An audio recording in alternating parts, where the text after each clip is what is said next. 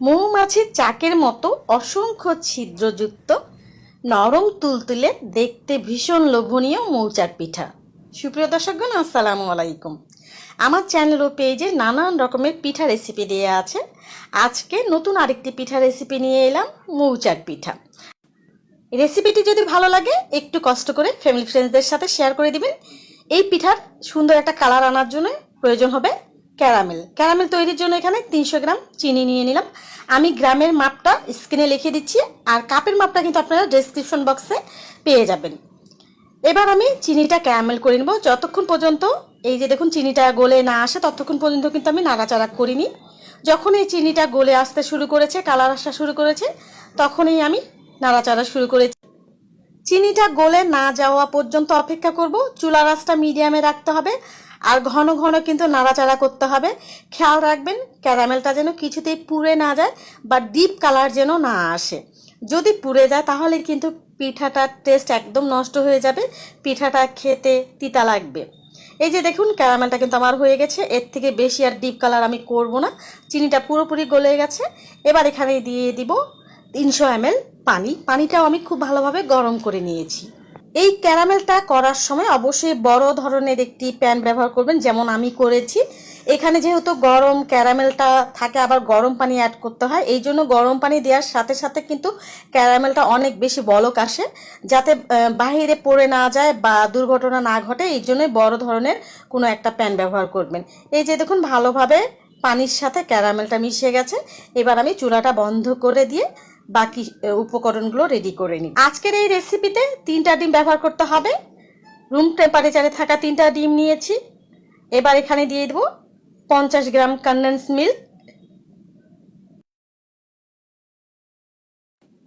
এবার এই দুটো উপকরণ খুব ভালোভাবে হুইক্স করে নিব। খেয়াল রাখবেন এখানে কিন্তু হুইক্স করতে করতে ফোম করা যাবে না, শুধু ভালোভাবে দুধের সাথে ডিমগুলো মিশে গেলেই হয়ে যাবে। ডিমগুলো ফেটিয়ে নেওয়া আমার হয়ে গেছে। এবার এখানে অ্যাড করব, প্রথমেই দিয়ে দিব 100 গ্রাম গমের আটা। আমি প্যাকেটে সাদা আটাটা ব্যবহার করেছি। আর দিয়ে দেব 100 গ্রাম কর্নফ্লাওয়ার। আপনারা এই কর্নফ্লাওয়ারের পরিবর্তে এখানে সাবুদানার আটাও ব্যবহার করতে পারেন। ঘরে যদি আপনাদের সাবুদানা থাকে তাহলে সেটা মিহি করে আপনারা গুঁড়া করে নেবেন, সেই আটাটা ব্যবহার করতে পারবেন। এই রেসিপিতে সাবুদানার আটা অথবা কর্নফ্লাওয়ার এই দুটো অবশ্যই যে কোনো একটি ব্যবহার করতে হবে। এবার দিয়ে দেব হাফ চা চামচের মতো বেকিং সোডা, আর 1 চা চামচের মতো এখানে নিয়েছি বেকিং পাউডার। আপনাদেরকে একটু ক্লোজ করে দেখিয়ে দিচ্ছি, আমি কিন্তু চামচগুলো ভরে ভরে দিইনি। এই রেসিপিতে কিন্তু বেকিং পাউডার এবং সোডা দুটোই ব্যবহার করতে হবে। ভালোভাবে সবগুলো উপকরণ এবার মিশিয়ে নিব। মিশানো হয়ে গেলে আমি সেই যে ক্যারামেলের পানিটা রেডি করে রেখেছি সেটা অ্যাড করব। তবে খেয়াল রাখবেন ক্যারামেল পানিটা অ্যাড করার আগে দেখবেন যে কুসুম গরম অবস্থায় আছে কিনা। অবশ্যই কুসুম গরম অবস্থায় ক্যারামেলের পানিটা এখানে অ্যাড করতে হবে। তারপরে সবগুলো উপকরণ আবার ভালোভাবে মিশিয়ে নিব। এ পর্যায়ে খুব ভালোভাবে মেশাতে হবে যেন কোনো লাম্পস না থাকে। আর এই রেসিপিটা কিন্তু অরিজিনালি বাংলাদেশি কোনো রেসিপি না, এটা হয়েছে ইন্দোনেশিয়ান একটা রেসিপি। এটার অরিজিনাল নাম হয়েছে বিকা আম্বন। ইন্দোনেশিয়া অনেকে এটাকে হানিকম কেক হিসেবেও চিনে থাকেন। এখন বাংলাদেশে অনেক কন্টেন্ট ক্রিয়েটর এই রেসিপিটি করেছে, মাশাআল্লাহ সবাই অনেক সুন্দরভাবে করেছে রেসিপিটি। আমি এর আগে করেছিলাম সাবুদানার আটা দিয়ে, আর আজকে আপনাদের সাথে শেয়ার করলাম কর্নফ্লাওয়ার দিয়ে। যে কোনো একটা ব্যবহার করলেই হবে। এবার দিয়ে দিলাম 100 ml সোয়াবিন তেল, আমরা যেটা রেগুলার রান্নায় ব্যবহার করি সেই তেলটা দিয়ে দিলাম। এবার তেলটা দিয়ে আবার ভালোভাবে একটু মিশিয়ে নিতে হবে। মেশানোর কাজটা কিন্তু একটু সময় নিয়ে ধৈর্য সহকারে করতে হবে, তাহলে রেজাল্ট ভালো পাবেন। সবগুলো উপকরণ একসাথে মিশিয়ে যাওয়ার পরে আপনারা চাইলে যে কোনো একটি চালনির সাহায্যেও কিন্তু চেলে নিতে পারেন। আমি আগে থেকে একটি 8 ইঞ্চি কেক মোল্ডে চারপাশে তেল ব্রাশ করে নিয়েছি, নিচেও তেল ব্রাশ করে নিয়ে একটি বেকিং পেপার বিছিয়ে দিয়েছি। আপনারা যে কোনো বাটিতে এই কেকটি তৈরি করতে পারবেন।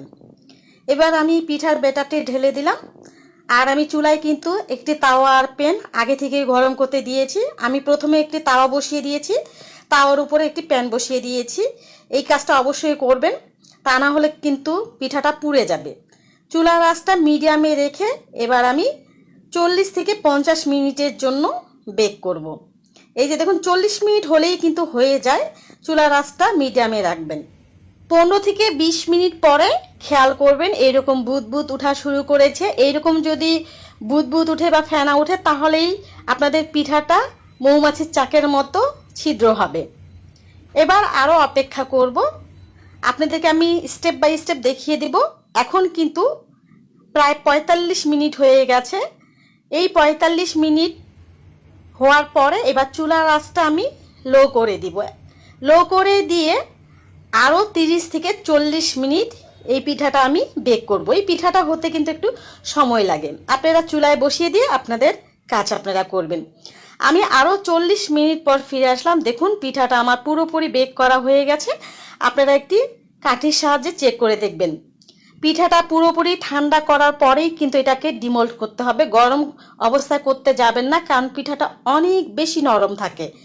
পিঠাটা প্রথমেই আমি মিডিয়াম আঁচে বেক করলাম 45 মিনিট, তারপরে চুলার আঁচটা লো করে বেক করলাম 40 মিনিট। আর আপনাদের কিন্তু সময়টা একটু কম বেশি লাগতে পারে। আপনারা চাইলে শেষে 10-15 মিনিট কিন্তু ঢেকেও পিঠাটা তৈরি করতে পারবেন।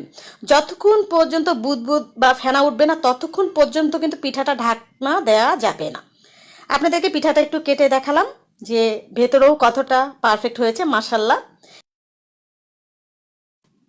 পিঠাটা অনেক বেশি সফট এবং স্পঞ্জি হয়, খেতেও মাশাআল্লাহ অনেক মজা হয়। এবার পিঠাটা আমি আপনাদেরকে একটু স্লাইস করে দেখাচ্ছি। দেখেন পিঠাটা এত বেশি নরম হয়েছে, আপনারা দেখেই বুঝতে পাচ্ছেন। এটা আসলে আমার বলে দেওয়ার কিছুই নেই। অবশ্যই বাসায় একবার এই পিঠাটা ট্রাই করবেন, দেখবেন সবাই আপনার প্রশংসা করবে।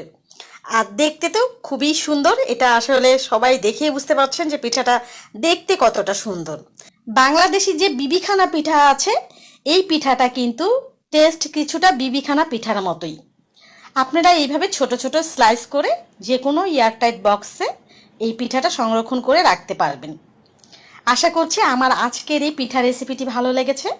আবারও সবাইকে আমন্ত্রণ জানাচ্ছি আমার চ্যানেল ও পেজে নানান রকমের পিঠা রেসিপি দেওয়া আছে। আপনারা চাইলে একবার ভিজিট করে আসতে পারেন। আমার একটি ছোট্ট ফেসবুক গ্রুপ আছে, ডেসক্রিপশন বক্সে গ্রুপের লিঙ্ক দেওয়া থাকবে। আপনারা আপনাদের যে কোনো রেসিপি আমার গ্রুপে শেয়ার করতে পারবেন। আর এই পিঠাটা যদি তৈরি করেন তাহলে অবশ্যই একবার জানাবেন যে কেমন হলো আপনাদের। আশা করছি আপনাদের কাছে ভালো লেগেছে। আজকে তাহলে এই পর্যন্ত। সবাই ভালো থাকবেন, সুস্থ থাকবেন, নিরাপদে থাকবেন। আল্লাহ হাফেজ।